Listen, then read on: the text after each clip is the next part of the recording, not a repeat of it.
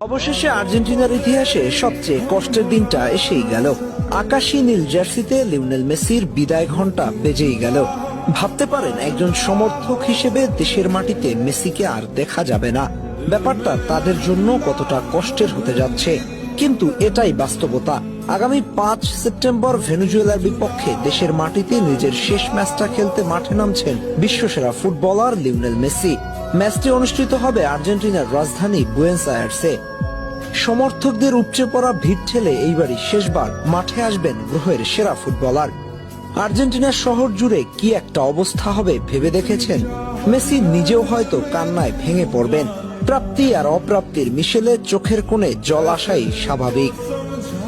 যাত্রাটা শুরু হয়েছিল 2005 সালের 17 আগস্ট হাঙ্গেরির বিপক্ষে।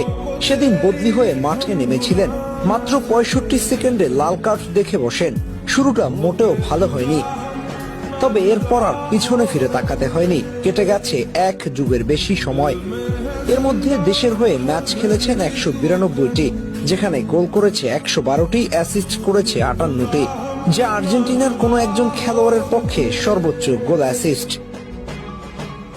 দেশের হয়ে জিতেছেন 2টা কোপা আমেরিকা সহ একটা বিশ্বকাপ। প্রথম দিকে জাতীয় দলের জার্সিতে বড় কোনো অর্জন না থাকলেও শেষ পর্যন্ত ফুটবল মেসিকে সবটাই নিংড়ে দিয়েছে।